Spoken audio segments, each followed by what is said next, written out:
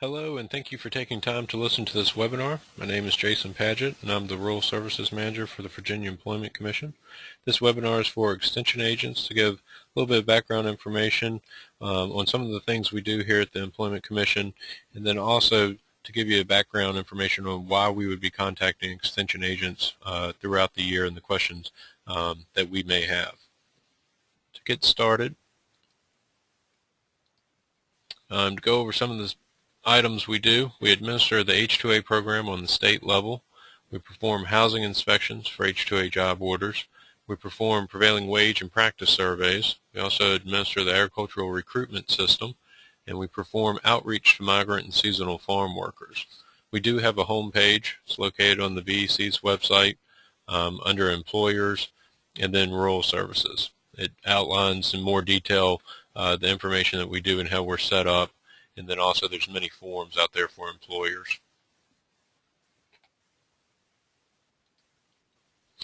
We are broken up into 9 wage reporting areas. Each reporting area has at least one farm placement specialist. They're in Bristol, Danville, Roanoke, Tri-Cities, Winchester, Warsaw, South Hill, Only, and Charlottesville. We do have a wage reporting map, and this is also on our website. It gives you an idea of how the state is broken up. Of course, Northern Virginia is the Winchester office, then the Charlottesville area here in the center of the state. Warsaw covers the northern neck as well as the Middle Peninsula, and then Tri-Cities, which is in Petersburg, covers a great deal of the southeastern part, and Eastern Shore Only office only has 2 counties out there. And you can see the Danville, Bristol, South Hill offices as well as Roanoke.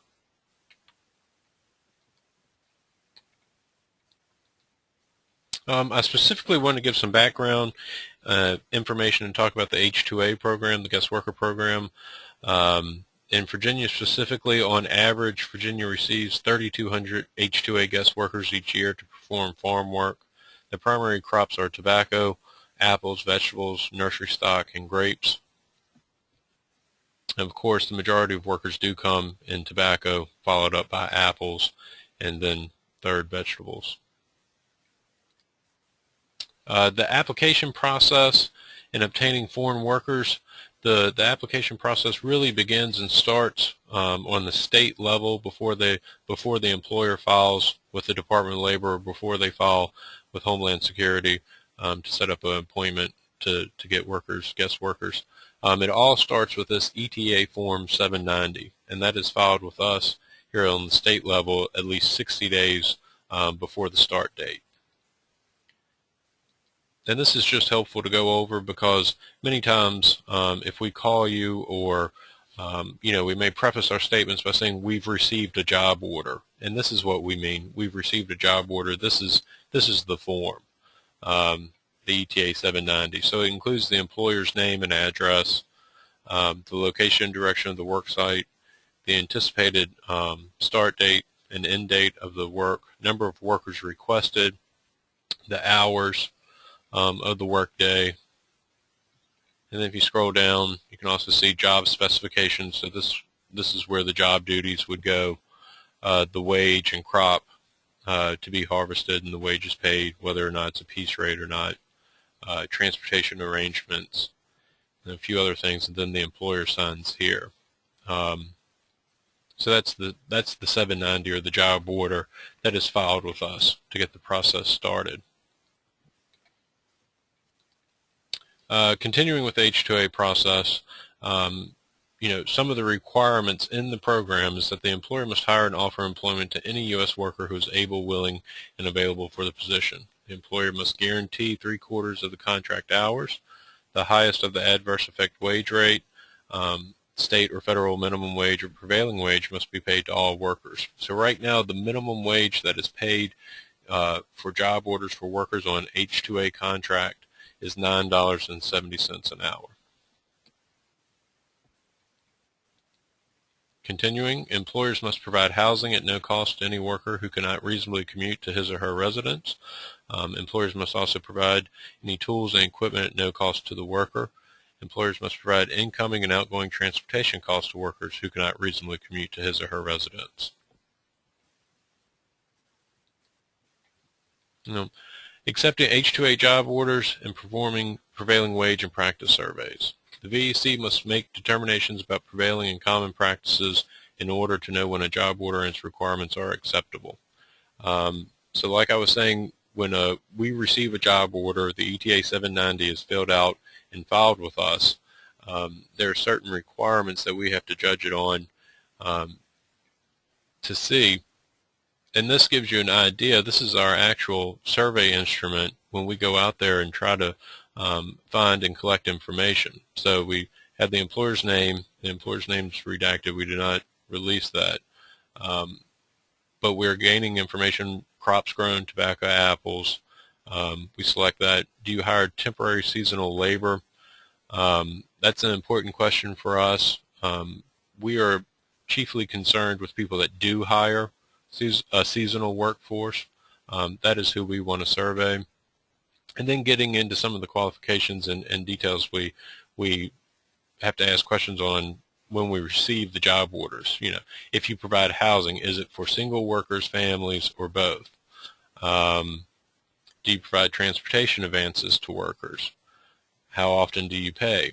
And so you can see here, if the prevailing practice is to pay weekly, then the job orders that we would have to accept, the ETA 790 that we would have to accept from an employer, would also have to pay weekly.